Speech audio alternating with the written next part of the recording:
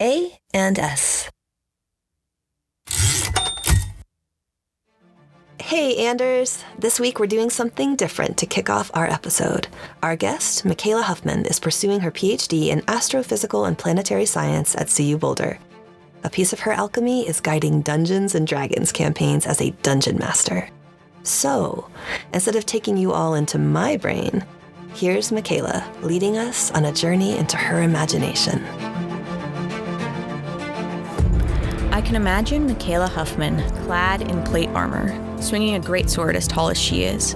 The battlefield around you smokes, the acrid vapors rising from the glowing pools of lava hidden among the basalt.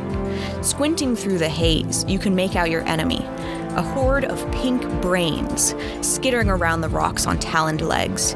She turns to you, her short brown hair slicked to her forehead with sweat.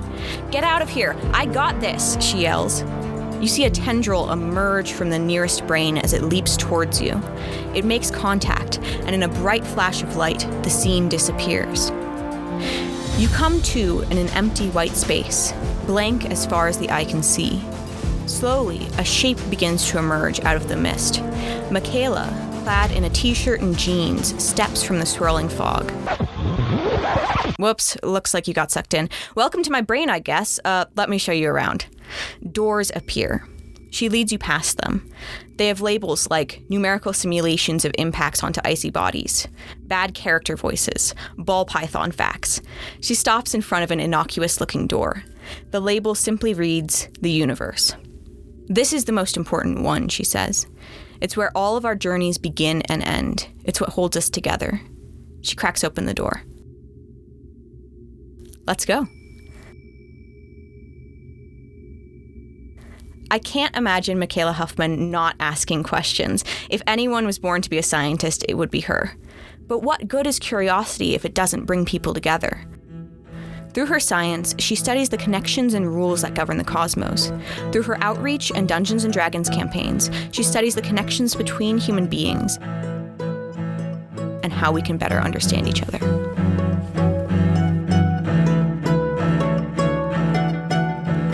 On the Ampersand, we call this bringing together of the impossible the alchemy of anding.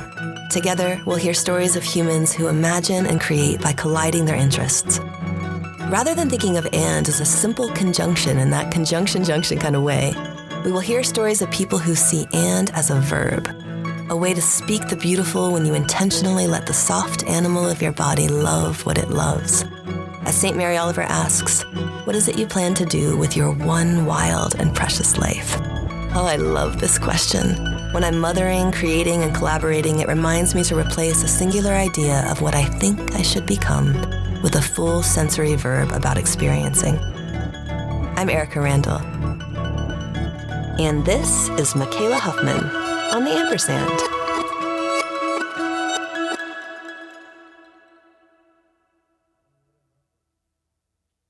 I had a pretty rough experience the summer after my freshman year of undergrad, where I applied for a physics internship. I had good grades, so I got a phone interview with unnamed chief engineer at large corporation. He got on the phone and was asking me all these questions about physics history, and I hadn't taken a physics history class yet. And his tone changed immediately when I said I went to a liberal arts college. He was like, "Have you taken multivariable calculus yet? Have you taken quantum mechanics?" Checklist came out. Yeah, and I'm like, "I'm a freshman."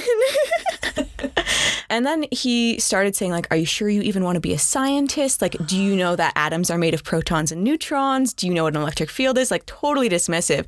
And for a really long time, I was like, oh my God, I'm not good enough to be a scientist because this guy... You took it as a critique of you. Yeah, because I didn't know that was complete nonsense that he was saying. Oh, and then he was like, "I'm not going to give you the job, but you can come and meet the person I do give it to." And so I came and met the guy, and it was a 14-year-old boy. Hold the phone.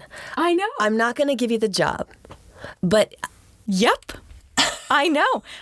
Totally nuts. But because I was, a young, impressionable, undergrad, I was like, oh man, I'm not cut out for this. And it was only when I talked to female mentors in the field, I had a great pre-major advisor, Patricia Valley, and she was like, "Why would he say that to you?" And I was like, yeah, why would he say that to me?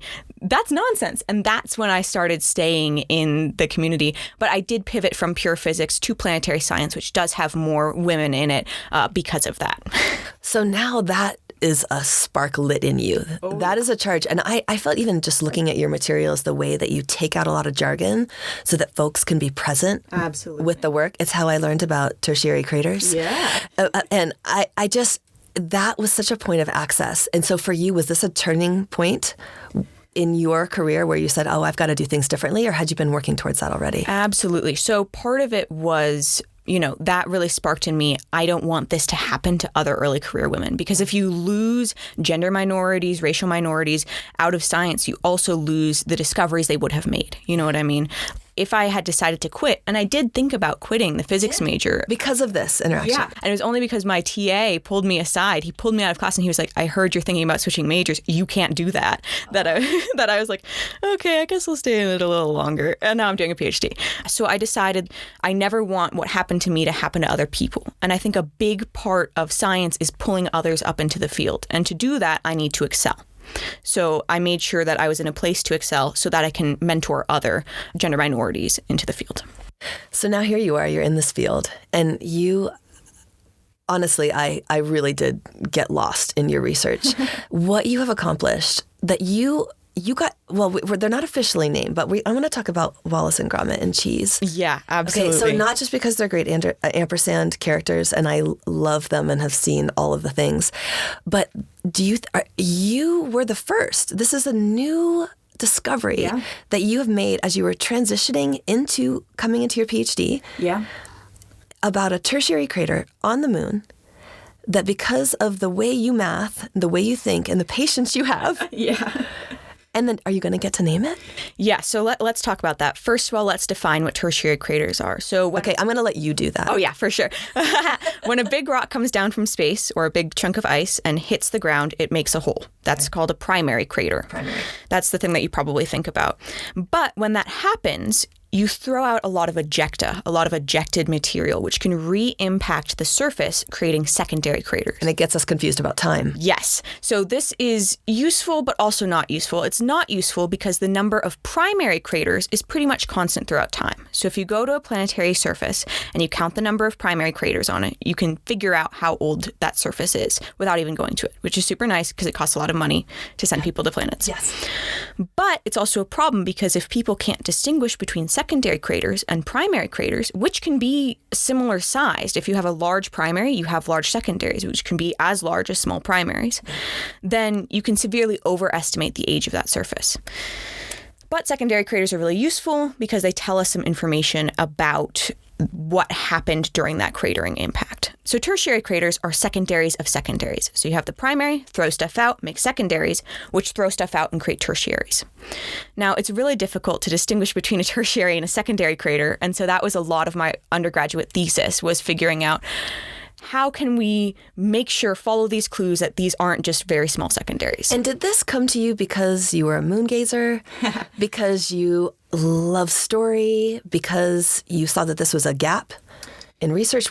How'd you get there? Yeah, so part of it was because of my amazing mentor at the Southwest Research Institute, Kelsey Singer, who I've been working with since I think the summer after my sophomore year of undergrad, and she's now a co-advisor on my PhD. She had this idea that tertiaries might be a thing. And she said, hello, undergrad, who I'm paying, you get to sit down and map all of these craters looking for tertiaries. What a gift. That's a huge gift. Yeah, it was great. That she had an idea and she said, I'm going to trust you to figure this out. Yeah. And so then I mapped, I think, about 6,000 secondary craters around. How long did this take? Because this sounds like... Oh, a while. Until your senior year? Yeah, but I did do it while I was playing D&D because it's a pretty mindless thing once you've got it down. So I was DMing on one screen and mapping craters on the other one. Stop it. You were not. I was, yeah. And none of my players noticed, so that's good. And the moon didn't know? No, of course not. But yeah, so I found these tertiaries. Was this all online? This was COVID? Yes, this was during COVID. The campaign that I DM has been all online. Oh, really? Yeah. There's this unnamed primary, which we call Wallace. We're actually working on naming it after Alan Hart, who's a trans man and pioneer who used X-ray screenings in tuberculosis detection. Even cooler. Yeah, super awesome. And then the secondary crater, which we call Gromit, Originally, I was calling them 1P8 because it was 1.8 kilometers in diameter. And then the secondary, I was calling 1P8A, but, very Star Warsy, but not as colorful in this world. And so I found these tertiaries, and we think they're tertiaries, not small secondaries, for a couple of reasons. One, the size is right. The largest secondaries tend to be about 5% the size of their primary, and these are about the right size. They're about 1.8? Well, 1.8 kilometers in diameter is the size of the primary. Okay. The tertiary craters are pretty small. We're talking like the size of a Volkswagen Beetle. Wow. Yeah. Wow. Yeah. And you found that on the moon. Yeah. Also, you just were such a good teacher. I don't feel like I'm dissuaded from studying craters, even though I got the answer wrong. It's so great. Okay. I'm so happy that you gave me the Volkswagen Beetle. Yeah. That is an image. Yeah, for sure. And you could be doing that while being a dungeon master. Yeah, absolutely. Okay. You're a dungeon master. Yes. And you are also an extrovert. Yes. And this extreme geological and planetary astrophysicist, say all the words. Yeah, I am an astrophysicist. I'm a planetary scientist. My sister calls it astrogeophysics, and then sometimes she throws a bio in there. But yeah, planetary science is a very interdisciplinary field. Already. Okay, so you are already used to doing the interdisciplinary thing, so you thought, why not just throw my campaign in here? Absolutely. And create an entire new world while looking at a rock out from our world. How'd that go for you? Well, one thing that was really useful is I took a few remote sensing classes in undergrad, and that was really neat because it taught me how to use a software called ArcGIS. Super useful. You can use it to map craters, but also you can put your world maps for your homebrew D&D campaign in it. And this has been great for me because I have a little subroutine that I run that tells me if they're trying to go from this town to this town along the roads, how many days it will take at various travel paces. You are taking this next level. Yeah. Well, that's the point as a DM. That's the point. How did you become a DM? And talk about women in STEM, women as dungeon masters. Yeah. A thing, not a thing? Yeah, definitely a thing. There's a lot of great female DMs, and part of that is because D&D is such an inclusive sort of hobby. Like, there's a lot of queer people, there's a lot of genderqueer people in D&D because it's such a great exploratory space. I see this with my kid in the skins, and he's always playing in femme skins. Yeah. And D&D kind of started this, right? Yeah. Because you get to change your body it's more of a projection of your internal self than the body we might actually wear in the world. Yeah, so I'm gender fluid, so sometimes I feel like a boy. And so I kind of explored that through D&D. I've only ever played male D&D characters. Did you think of yourself as gender fluid when you started exploring through D&D? What kind of came first, or did they just guide one another? So, I've always had inklings that I might be gender fluid, but really being able to explore using he, him pronouns in a safe space with my friends. Amazing. Super useful. Has there been work done on this about D&D? And I know that cosplay, there's worlds where we've talked about this in queer studies, but I haven't heard about this in D&D as a path towards remaking identity and rehearsing and playing with absolutely. gender. I'm not sure if there have been any scientific studies. I was reading an article about how D&D can actually be used to help with social anxiety and depression, which it makes total sense to me. But I'm not sure if there have been any sociological studies about gender identity or sexual identity through D&D. Wow, I think it's what a gift of this form. I remember it was generally folks who identified as males playing when I was 6, 7, and all the others were like on the side, kind of being like, "What are those magical dice? I want to play with them," but didn't feel like we had the authority to step in. And then I think in Freaks and Geeks, it's like all the dudes, and then Daniel steps in to be the dungeon master. Have you seen Freaks and Geeks? I have not. Okay. I didn't mean to give that away then. Okay, we can strike that from the recording. But I always thought of it as gendered. Mm-hmm. So hearing this from you is really exciting, and of course it makes sense. So you started building out characters that helped to develop, or at least helped you experiment with different pronouns, different ways of showing up. What were some of the characteristics of your Yeah, so you guys can't see, but I actually have 2 of my Dungeons and Dragons miniatures here with me that I've 3D printed. Mm-hmm. This is you, tiny 3D printed. Yeah, these are 2 of my characters. Okay, this is amazing. So the one in your left hand is Milky Way. I know, kind of on the nose. His real name's Delmir of Arakel, and this is the guy that I played for my boyfriend's campaign, which we just finished after 1,557 days of real time. Stop it. I know. It's crazy. I'm still feeling weird about it. We just ended it last week. Oh, do you get lonely for those and for the characters? Yeah, but you can always do one-shots, which are self-contained stories with those characters, so we get to revisit them. Okay. But Milky is a dragonborn, not like Skyrim. He's like a humanoid dragon character. Okay. When you say not like Skyrim, we're pointing to the film.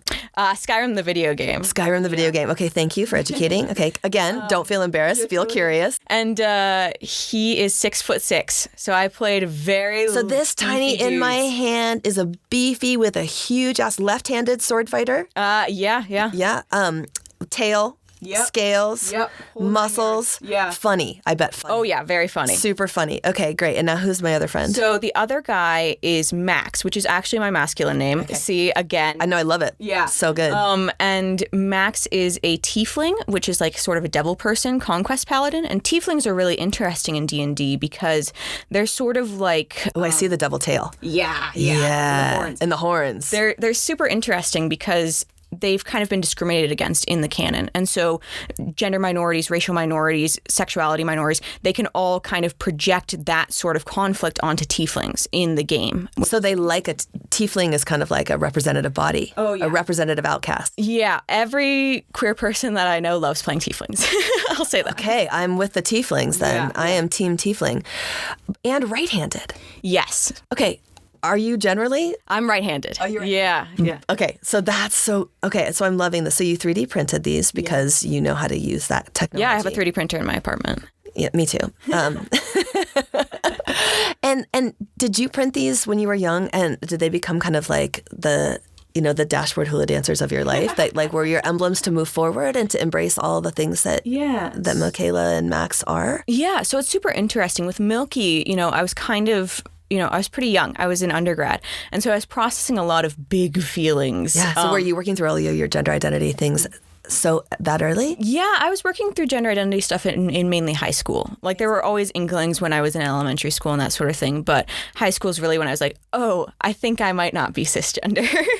But yeah, so Milky, he deals with a lot of, social anxiety, a lot of depression, and I worked through that over the course of the campaign. Max, on the other hand, is a huge narcissist. So that was another thing that I was kind of looking through.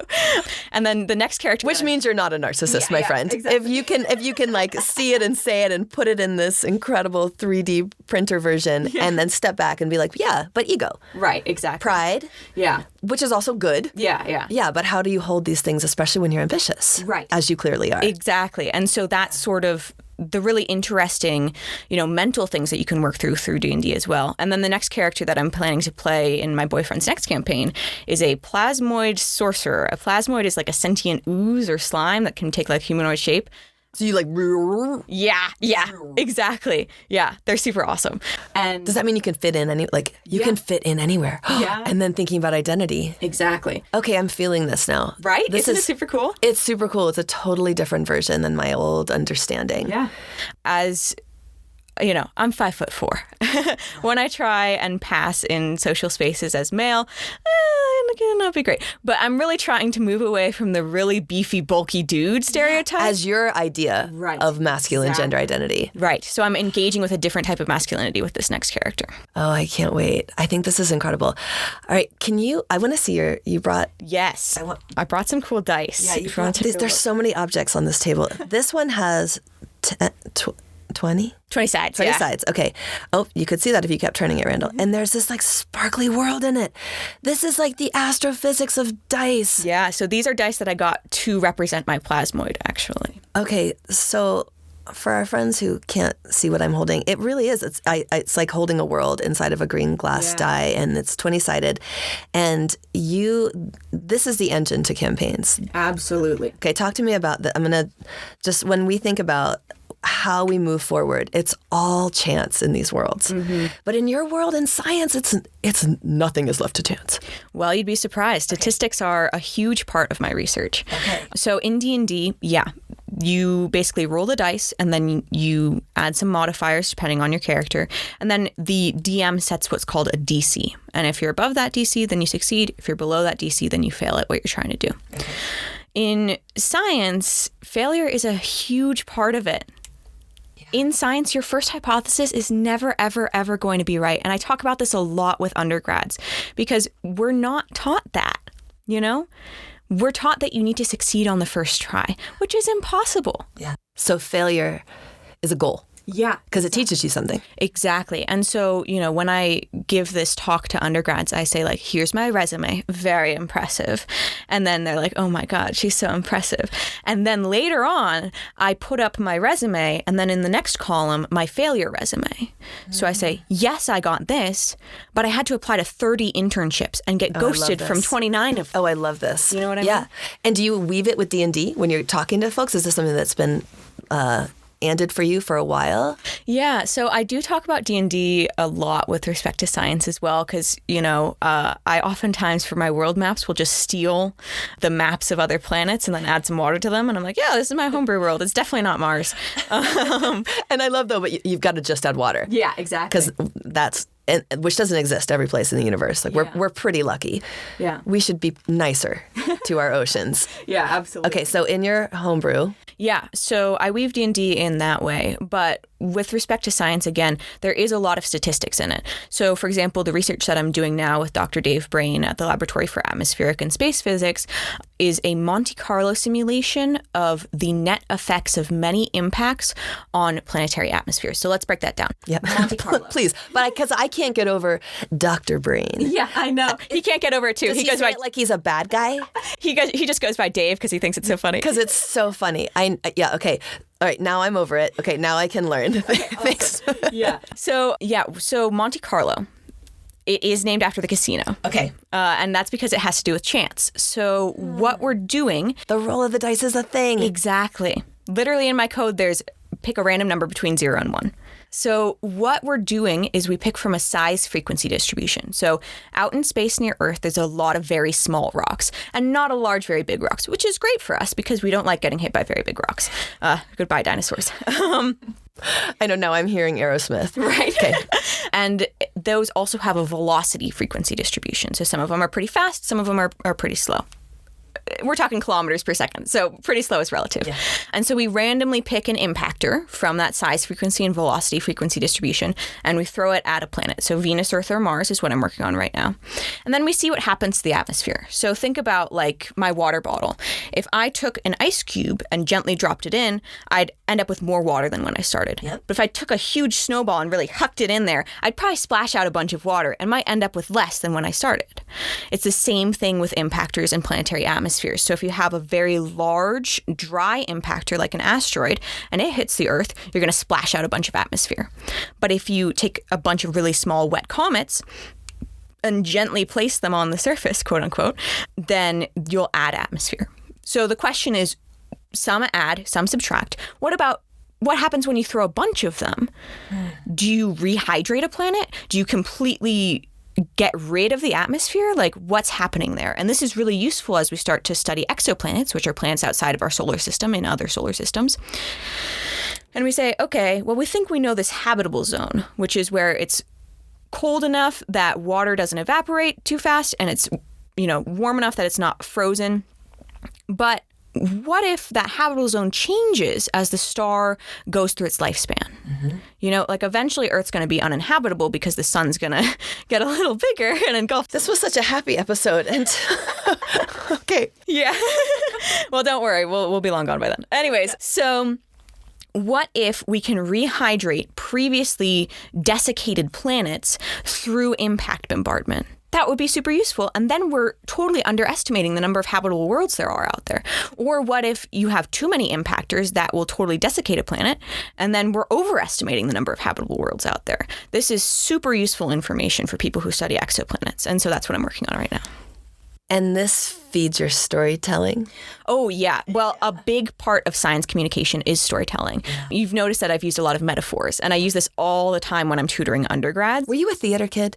Okay, but let's talk about this. So I was a tech theater kid. I knew it. Were you a stage manager? I wasn't a stage manager. I did lights. I did a little bit of backstage so stuff, close. Though. After absorbing your essence, I was like, I'm really getting I'm like, they're serving me stage manager. Yeah. But no, so lights, communication. Okay. Yeah. So a big part of communicating science is storytelling. So you've noticed I've used metaphors, that sort of thing.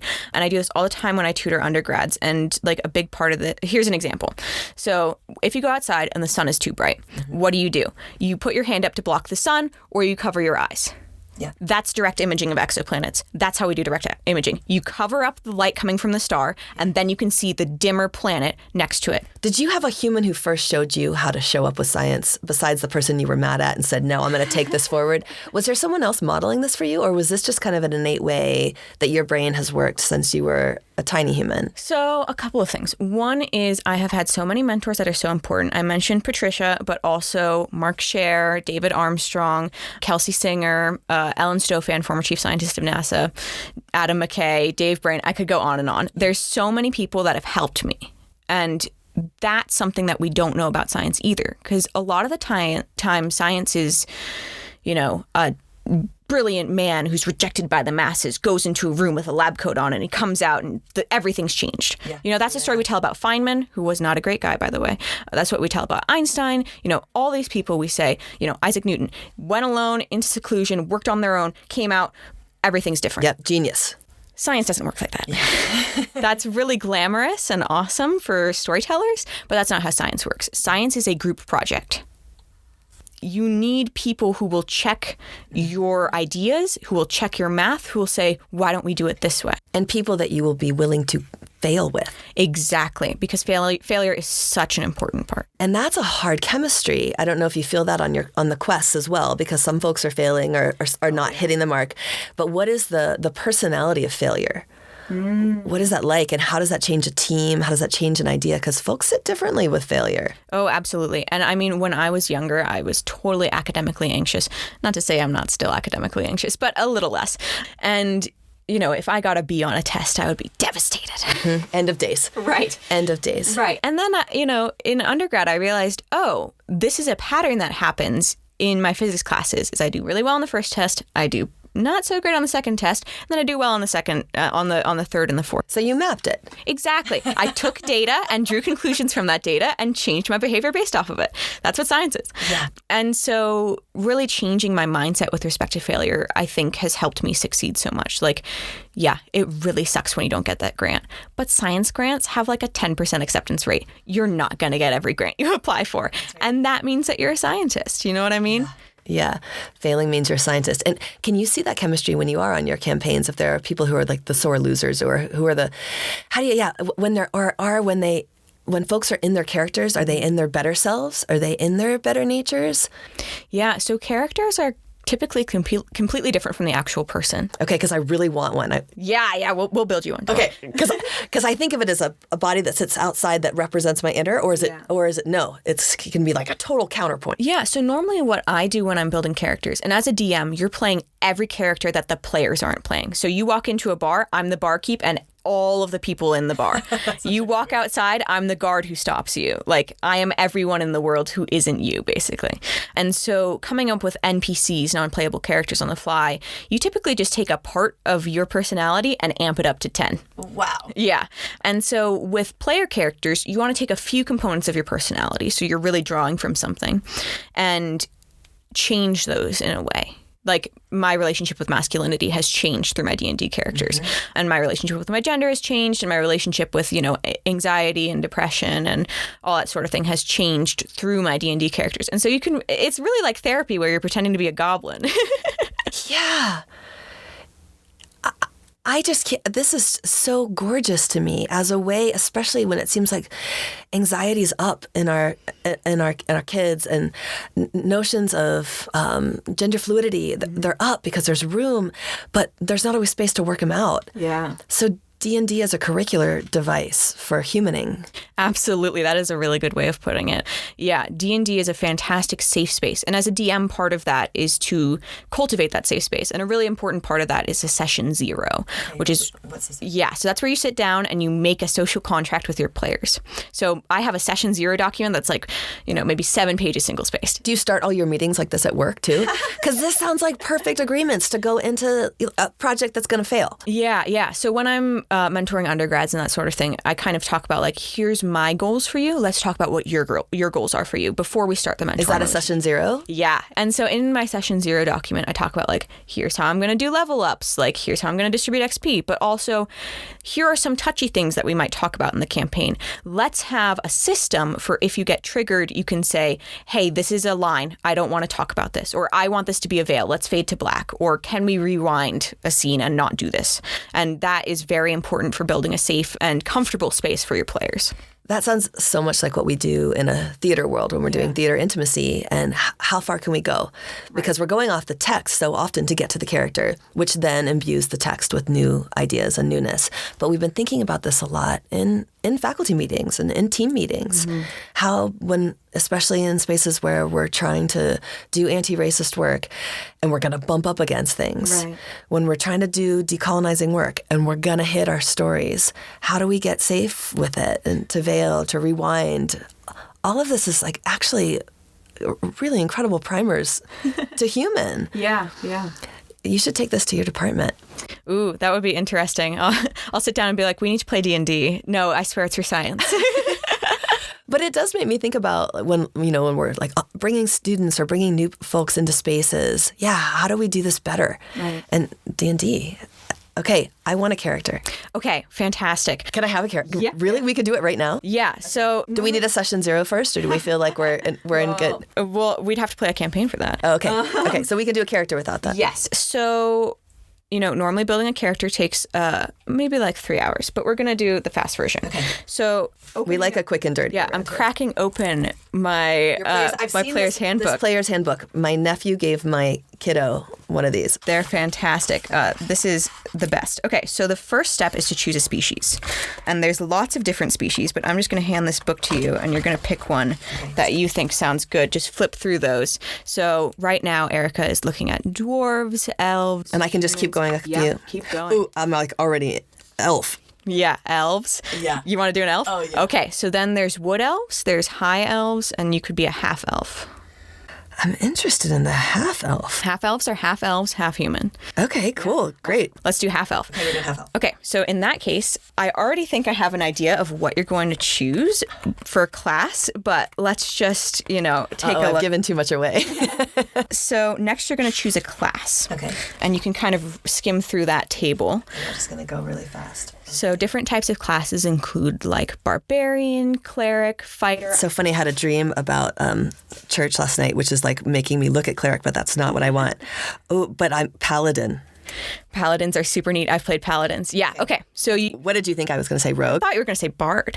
Bard. Oh, yeah, I love that, except for I can't sing for anything. And I tried to play guitar once and... Well, that's the great thing about D&D. Then I could You could. Oh, see, I see what's happening. Yeah. Okay, but I'm still going to stick with paladin because of my dream. Okay, but I've always wanted to play the accordion, so... All right, we'll work it in next time. Okay, so you're going to play a half-elf paladin, and then you would choose a character name. Okay. Which is really tough. Yeah. But if you have any off the top of your head, you can give them to me, or I have a list that I should be able to give you. It's so funny. Okay, so one of my favorite humans and favorite Anders is Michelle Ellsworth. Ooh. And her name Ellsworth just came to mind because of the elf. And then I was like, oh my God, that's hilarious. I'm making an Elfsworthian character. So we'll be Elfsworth. Elfsworth. Okay, fantastic. Okay, so you are a half-elf paladin. D&D is typically polytheistic. Okay. And the gods are very involved in normal things. So, you can be walking along and, try and rob a dude. Psych, it's a god. And then they're coming for you. Yeah. Okay, This is also great moral compass that you never know. Yeah. Well, that's a big thing. Is there's a certain type of players called murder hobos, which are just like, I want to play this like a video game. I want to run around and kill people and steal things. Yeah. And that's a good thing to weed out at session 0. Okay, yeah, no murder hobos. Yeah. Okay, we need that shirt for the podcast. That's on the back, just in quotes, no murder hobos. Yeah. So there are a lot of different like God versions and that sort of thing. Okay. But why don't you just pick one from that? And this is going to be kind of my most ruling God, who is a guiding troublemaker. Who gives you your magic. They're the source of your magic. Okay. This is, okay. I love the goddess of pain. Loviatar, is that how we say her name? Let's see. Okay, here. So I'm thinking, because pain is, that's some serious source material. Awesome. Okay. All right. Okay, now I'm just going to do a little narration for you. This is off the dome. Okay. Ellsworth steps out of the small treehouse that she's lived in for the past several decades. Half-elves live a little bit longer than humans, but not as long as elves, which Ellsworth thinks about periodically. She's really been thinking lately about what she wants to do with her life. She's been, working for Loviatar, trying to process people's chronic pain for a while now, but she's feeling kind of stagnant in her life. And so as she steps out of her treehouse, her long, flowing dark robes swishing about her, kind of muted by the dark plate armor that she wears on her top half, she sheathes her sword on her back and steps out into the street. As she walks, she says hello to several of the other half-elves that live in her commune, also priests of Loviatar. She walks down to the main community board and she reads some of the jobs that are available. She comes across one. Meet at the tavern at 8 p.m. I'm talking to you, Ellsworth. That's what it says in the text. It has my name right there. Exactly. And she thinks, maybe this will be the start of something great. So there you go. That's the scene. Yes, I am so in. Yeah. Okay, I love this. I'm so in. Okay, this could start I do not have time for this, but I want it. Yeah. This is a huge build of time in your world. How are you holding all of this science, all of this educating, all of this imagination in your human, what did you say, 5'4" body self? How are you holding all of this? Yeah, so, I was talking about metacognition a while ago and thought it would be a useful exercise to kind of talk about what my brain looks like. And so I can tell you about that if you think that would be useful. Yeah, okay. So are we mapping it onto one of those? That would be funny. Yeah, so in my brain, I typically have a couple different narrators. Like some people have narrators that talk. And I typically have like 2 or 3 running at a time. In dialogue or just... Yeah, typically working on different problems or stuff like that. But then I also have what I call like the computer, which doesn't use words. So that's actually a faster processor for me, is to think in like equations and images. So instead of thinking like, oh, Mason, my boyfriend, is late coming back from his run, I think like an image of Mason, an image of running, and then an image of a clock. And so that's a lot faster for me than processing words. And this is something that's super interesting about reading, actually, is we are limited in how fast we can read by how fast our human brain can pronounce English. And so actually removing that sort of processing can help you read faster, which is super neat. So is that how you could also be multitasking with being a dungeon master and... Oh, absolutely. Yeah. So I have one narrator working on all the D&D stuff and then one working on the science. And then I have... So the computer is like actually what my processing is, and then that gets translated into words by my narrators. And so when I'm not talking to people, I oftentimes turn off my narrators and I'm thinking only in like images and that sort of thing. And you do that consciously? It's pretty natural. Yeah. But that was what sort of made me good at languages when I was in high school. Don't ask me to speak Spanish. I don't remember that much of it. But back then I was pretty good at it because I was already translating in my head into English. And so that translation is also what you're doing with the science and the language and the taking out of jargon, right? That cutting through. And so that translation is a natural part. Yeah, exactly. Exactly. And a very important part of communicating science. And then the last dude that's kind of in my brain is, I call him like the primal thing behind the curtain. And it's like a gut instinct. You probably have this in your day-to-day life. And that happens for me with science too. When I'm reading a science, like a question on a test, I'm like, this is what the answer is. But then I never really trust that. And I wait for my processor to catch up and my narrators catch up. And then I'm like, okay, yeah, now I trust that. And the trust that has to come forward, especially with so much failing. Learning to trust myself and that gut instinct is something that I'm still working through.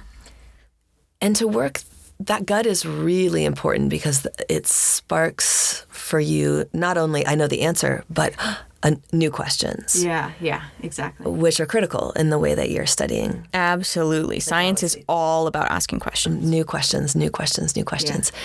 So, this means we're getting close to the end, which I hate because I'm really happy to know you, Mikayla. So for the quick and dirty, which is our speed round, we'll do something a little different where you choose which question comes first. You're going to roll a six-sided die. Okay, fantastic. And then it's going to let me know what question I'm going to ask you. Okay, go. 5. Okay, it's a 5. Okay, 2 bands you listen to while creating your campaigns. Ooh, okay. Vampire Weekend and Fleet Foxes. Yes. Yeah. Excellent. Okay, next, go. Roll. 6. Okay, when we talked about Wallace and Gromit earlier and the naming, what's another pair of things, human, non-human, that you love together? Ooh, okay, that's a good question. I'd probably say reptiles and mammals. You have a bearded dragon. I have a bearded dragon and a ball python. But also, the interplay between, and this we'll get too much deep into it if I think about it too much, but thinking about how humans are reptiles and thinking about how mammals have evolved from that is really interesting. It's really interesting. I love that. And I love that you have them. You're so good at creating the physical representation of your minds. Okay, roll again. All right. That's a 5, so I'm going to re-roll. That's a 6, so I'm going to re-roll. That's a 2. Okay, 2. The 2 objects you would always take with you on a D&D quest, although it might be different depending on your character. Yeah, it definitely would be different depending on my character. Yeah, exactly. So for Milky, he definitely has his greatsword, and he always carries with him 3 socks in case he loses one. And then Max also has a great sword, but he would always bring his dog, who's this huge, like, horse-sized mastiff named Echo, and he would probably bring his plate armor because that's very important to him. Kai, who's my plasmoid, would always bring his magic wand because otherwise he can't use magic, and he has a purple handkerchief with the name of the artificer that created him that he carries with him. Okay, amazing. I was writing about a handkerchief this morning. Oh, fantastic. We're totally in pocket. Okay, roll again. Okay. 2, 1. Okay, your favorite cheese pairings. Cheese. Okay, so cheese and I have a very complicated relationship. I used to really not like cheese, but I'm growing into it. And I would say that my favorite cheese is Pirate Booty from Trader Joe's. And I normally pair that with kombucha, specifically Pink Lady Apple kombucha. Most excellent. We have one more. Okay. Let's see if 4. Nailed it. Awesome. Okay. If there was a D&D dating app, which Tim and I think is a brilliant idea, what characters are the most compatible? Ooh, okay. That's super interesting. So when building a party, you typically want a caster, a rogue, who's like a sneaky guy, a tank, who's someone who can get up in combat and take a lot of hits, and a cleric or a healer. So you'd probably need some sort of poly relationship between those 4. Perfect. Such good ending. Am I cleric? You're a paladin. I'm a paladin. That's right. Which is a half caster. So you can heal and you can tank and you can cast magic. Oh, I like that I can tank. Yeah. And I like tank as a verb. Okay, I'm so feeling that. If you, then our final question that we like to have folks give their offering to, and because you probably either have or will do this, give a speech for graduation or a send-off to a quest, a blessing that starts with and. What would yours be? Okay. And the next time that it's dark outside, I urge you to gather the people that you love and lay above the great abyss of the sky, held to earth by just the thin tether of gravity. And look at the moon, and remember that we put people together there. So even when your problems feel small in comparison to the cosmos, you can remember that when we work together, we can do really big things. That was Mikayla Huffman, who is pursuing a PhD in CU Boulder's Astrophysical and Planetary Sciences Department. To learn more about Mikayla's incredible work, see our show notes. The Ampersand is a production of the College of Arts and Sciences at the University of Colorado Boulder. It is written and produced by me, Erica Randall, and Tim Grassley. If there are people you'd like us to interview on the Ampersand, do please email us at asinfo@colorado.edu. Our theme music was composed and performed by Nelson Walker, and the episodes are recorded at Interplay Recording in Boulder, Colorado. I'm Erica Randall, and this is the Ampersand.